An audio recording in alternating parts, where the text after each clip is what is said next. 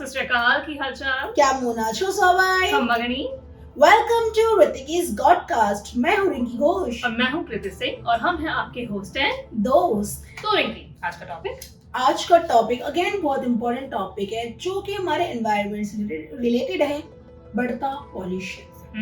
क्योंकि बढ़ता पॉल्यूशन सिर्फ हवाओं में ही नहीं है, अब हमारे पानी में पहुंच चुका है, हमारे सॉइल को भी खराब कर चुका है। खाने में, हर चीज में पॉल्यूशन बहुत ज्यादा हो चुका है। बिल्कुल। कृति, जो पॉल्यूशन है बहुत ज्यादा सीरियस लेवल पे पहुंच चुका है। यू वोंट बिलीव, लास्ट नवंबर 2024 दिल्ली में जो AQI लेवल था वो 700 प्लस था, जो कि एक सेफ रेखा से बहुत ज्यादा है। इमेजिन करो, हम ऐसी पॉल्यूशन वाले एयर को इनहेल कर रहे हैं और वही ऑब्वियसली बात हमारे खाने में जा रहा है, पानी में जा रहा है, हर जगह जा रहा है।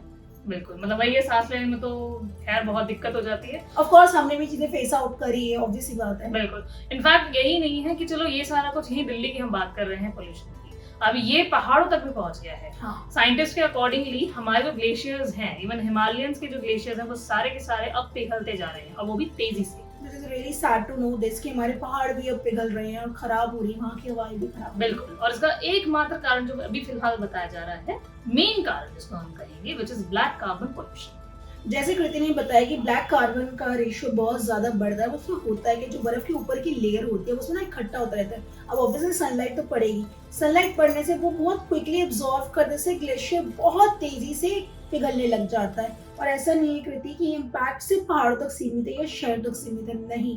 ये हमारी जो बहुत फेमस बड़ी नदियां हैं वहां भी जा रही, जैसे गंगा जी हो गई, यमुना जी हो गई और ब्रह्मपुत्र नदी हो गई, इन सब जगह में फैलता जा रहा है, इसीलिए पानी इतना पोल्यूटेड भी होता जा रहा है। बिल्कुल।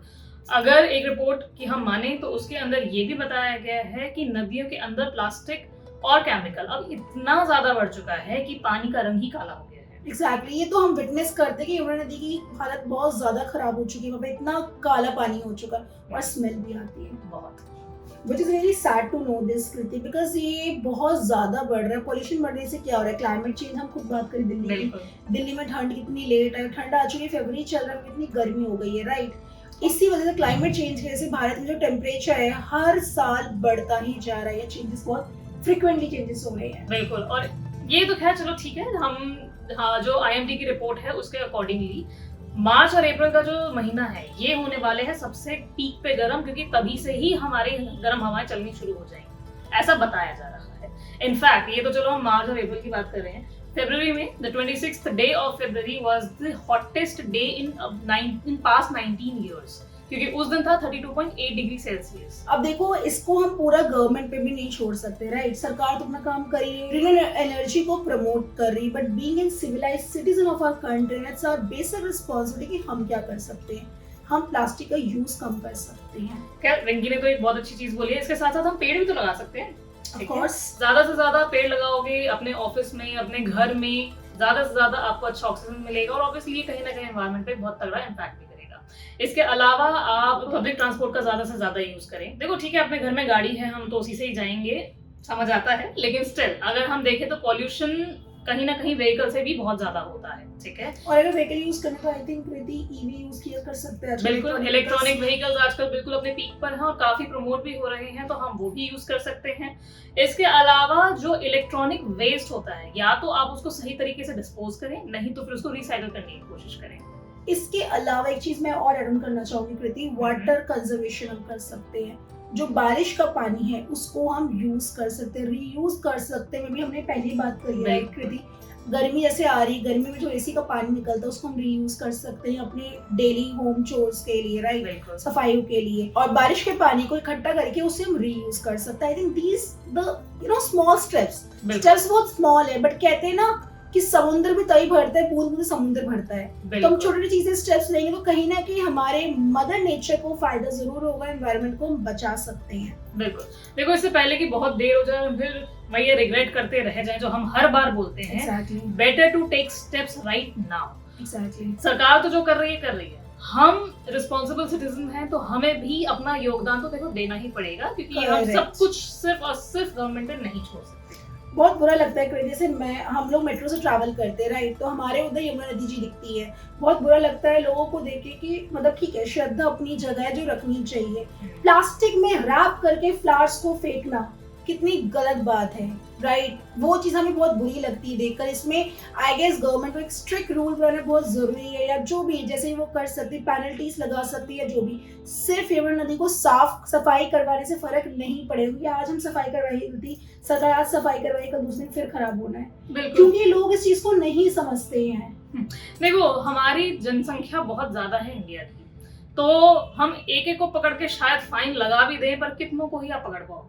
But कुछ लोग I think government knows better, right? They have resources, they know better कि what exactly steps they can take. Great. और चलो ठीक है, वो तो स्टेप्स बाद में लेंगे, हम ही रिस्पॉन्सिबल हो जाते हैं, हमें थोड़ा समझदारी दिखा लेते हैं, ठीक है, तो ये तो हम कर सकते हैं। राइट, कूड़े करकट को डस्टबिन में ही फेंके, यानी कि डस्टबिन के बगल में जाके फेंक दे, नहीं, वो हमारी बेसिक रिस्पॉन्सिबिलिटी है। हमें वो समझना जरूरी है कि वेट वाला क्या होता है कूड़ा और एक ड्राई कूड़ा, के दोनों को हम अलग तो कर सकते हैं, पॉसिबल नहीं तो एटलीस्ट कूड़े को कूड़ेदान में ही फेंको। बिल्कुल अननेसेसरी मेस क्रिएट करने कोई सेंस नहीं है, क्योंकि जिस दिन मदर नेचर ने हम पे मेस क्रिएट कर ना, उस दिन हमें प्रॉब्लम है। Please be aware of it and please please please जो चीजें मिली है इतनी किस्मत, उस चीज की रिस्पेक्ट करो। बिल्कुल, ताकि हम अपने आगे जाने वाली जो जनरेशन है उनके लिए भी कुछ छोड़ के जा सके। एग्जैक्टली, ठीक है, तो आज के लिए हम इतना खत्म कर सकते हैं। राइट कृति, हमें उम्मीद है कोई ना कोई जरूर हम एक पॉजिटिव नोट के तरीके से एंड करना चाहते हैं कि हमें आशा है कि प्लीज प्लीज प्लीज अच्छे एक्शंस लो अपने एनवायरनमेंट को बचाने के लिए।